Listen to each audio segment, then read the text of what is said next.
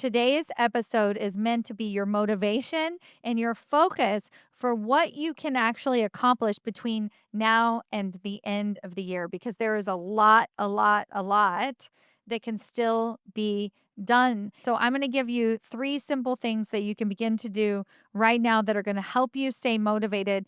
But more importantly, they're going to give you a really big benefit in return, right? So, you know about the 80-20 rule where you can do something at 20% that is going to have 80% of the results, right? So it can be something very small that you do that is going to create a very big result. All right, so here's a few things that I think you can do to not only stay motivated, but that could really help you on your job search.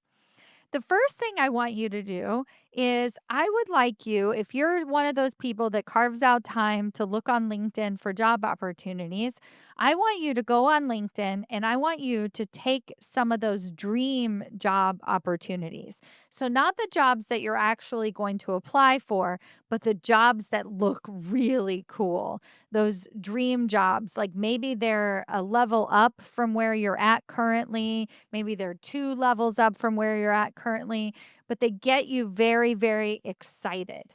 All right? So whatever the motivational, not the practical jobs, not the jobs you think you can get, not the jobs with 100,000 people applying for them, but those like jobs that kind of push your button and you're like, "Oh, that would be nice." Right? So I want you to spend some time searching for those types of jobs every single week between now and the end of the year. Just a little bit of time searching for those types of jobs. All right. Then I want you to read that job description and I want you to pull out a piece of paper and I want you to write down the qualities inside that job description. What were the things that lit you up, that got you on fire, that you were excited about? Right? Okay, so you're going to write down those qualities. That's going to become your wish list, so to speak. And then I want you to write down, and maybe you could just draw a line. Like if you're just writing down, then you can draw a line down the middle of the piece of paper. On the right hand side, I want you to think about ways that you've already done some of those things. Now, there are going to be some things that you've never done before in that job description, but there's going to be some qualities, some skills, some technical abilities that you're pretty darn good at already and that you have experience or you've had wins in before. Because I believe that if we see it, it's because we are it. Right. And if you see a job description that feels motivating, that's pulling you, it's because you are that person. You've done this before, right? You're capable of being in that type of role. And then I just want you to just write this wish list down. Now, if you want to take it one step further and you want to update your resume or your LinkedIn profile to include some of these keywords, then great. But as soon as you start taking this dream world and putting it into the practical world, I know for a fact it sucks your energy. So keep it simple, keep it in the realm of your wish list if you like. If you feel motivated, put it into writing. But I tell you, even just doing this exercise and thinking about what qualities you want in your next role are going to help you continue to find those types of opportunities. The other thing that you're going to do is that organization, you're going to follow those people, you're going to follow that company, you're going to look for things that that company is doing online and just be interested in them. Just follow them because if it's out there, if this job opportunity is out there, then that means that there's something else that you can lean into as well. All right? So that's the first thing that you're going to do is just remind yourself of who you are, what you're capable of, and get a little bit into that fantasy world so that then you can turn that fantasy into a reality. The second thing I'd love for you to do before the end of the year is get 2 new recommendations on LinkedIn. If your recommendations on LinkedIn are like from 2018 or before, it is time for you to get 2 new ones. And this opportunity is a great chance for you to reach out to some of your network. Now, guess what? This is the season of giving, right? People want to write you a letter. I'm telling you, they would love to write you a recommendation. I know it could seem like they're just as busy or they're traveling. Well, guess what? If they're traveling, then they might have time to write you a recommendation. Plus, it gives you the opportunity to get in front of them again, to talk to them about how their leadership has been very impactful and meaningful to you, and how you want to continue to reciprocate that relationship, right? And in the spirit of giving, you can actually give two people a recommendation as well, right? It doesn't have to be the same people who give you a recommendation. You can spread the love. And I'm telling you, when a recruiter goes to your LinkedIn profile and they see, um, recommendations from 2018, it makes it seem like you're not active, that you're not um, an avid person in the workplace, right? And you want to seem like you're building relationships, that you have a network, that you care about your career, and that you mean business, right? That you're a corporate badass, and corporate badasses have recommendations within the last couple of years, right? So you want to show up like that, and then it should be fun, right? It should be fun to get to reconnect with somebody that meant a lot to you in your past. And I recommend doing this even if you're not actively searching for a job or applying for a job, because even if you get all of these assets in order ahead of time, then it's going to make it so much easier when the time comes and you have to go out and find a job, right? So you're setting yourself up ahead of time, and it's a great opportunity to reconnect.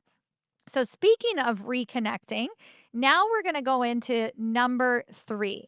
So, I already talked a little bit about this fruitless effort of applying for 100 jobs online. And what you are going to do instead of focusing on the algorithm and focusing on all your keywords. And now I agree to a point that this is incredibly important and you need to do this. But it can also be very exhausting and demotivating, right? To do this type of work, because you don't know if it works or not, and it doesn't seem to have that immediate benefit, right? But what does have an immediate benefit a lot of times is that person that you know, right? So I talked about one connection could be the thing that makes the difference between you actually making it to the final round and then to a higher level leadership position and a job offer that you actually want, is a single person, right? A single person in your network. But where a lot of people get this networking situation wrong is they're focusing solely on first degree connections. That's why the approach that I recommend is to use your second degree connections. And second degree connections are proven time and time again to be the actual people that get you that actual job offer, that get you that door, that open the door for you, is that second degree connection. So, what I recommend doing between now and the end of the year is I want you to reach out to people who actually care about you, right? Like people you have a relationship with. These aren't cold connections on LinkedIn, people that you know pretty well. Maybe you've actually talked to them in the last year and you just want to reconnect with them before the end of the year. This is going to be so, so important because at this time of year, it can seem again like everybody is so busy, but people really do like having a normal conversation. They like a breath of fresh air. They like engaging and connecting and reconnecting. And so when you can reach out to your network of people who actually really like you and build those relationships or rekindle those relationships, it can be very fruitful, because the chances of your first degree connections actually having a job opportunity for you are like next to none, right? Like that's what we wish would happen. And it does happen sometimes. And if you're building allies all year round and you're always interviewing and you're having these conversations, guess what? It's going to happen a lot sooner, right? But between now and the end of the year, I think it would be super cool if you met with some of these really nice, friendly connections, easy connections, and ask them to introduce you to other easy, cool executive leaders, right? You see where I'm going? To introduce you to just someone else who's like them, right? Not someone else who's hiring, not someone else who needs me in a job, but someone else who's like them that you could meet, right? And by like them, I mean like at the VP level or above, who is does interesting work, like whatever that might be, that it seems like, is there somebody else that you would like to introduce me to? Is there another cool leader at your organization that I should be meeting? Do you know anybody who works at this company who would be interesting for me to meet with? Anything, like just open the door to a second degree connection. You're looking for them to put your name out there and to actually say, hey, I know this cool person, you're a cool person, and I think the two of you guys should meet. That's it. That's what you're doing. And as long as that other person that you're meeting is not like at a peer level, but is actually in a position of influence and power, guess what? They might actually have a job opportunity for you. You're expanding your network. And the great news is that when you start to do this, you're building trust with these executive leaders. And you never know, they could actually have an opportunity for you right now. You never know. They could have a second degree connection that they are thinking of that actually has a job opportunity for you right now by the end of 2025. Because I am telling you, people have budgets that they're trying to fill. They have job recs that they're trying to put together and fill, otherwise they're going to lose them before the end of the year. Now is an opportunity to get across the finish line, and other people aren't doing this. They're waiting, they're napping, they're exhausted, they're tired of all the BS, which is basically usually like, I'm tired of applying to jobs on LinkedIn because it sucks. So don't do that. And so I encourage you, if you're listening to this episode, to begin to really take ownership of your motivation, your self motivation.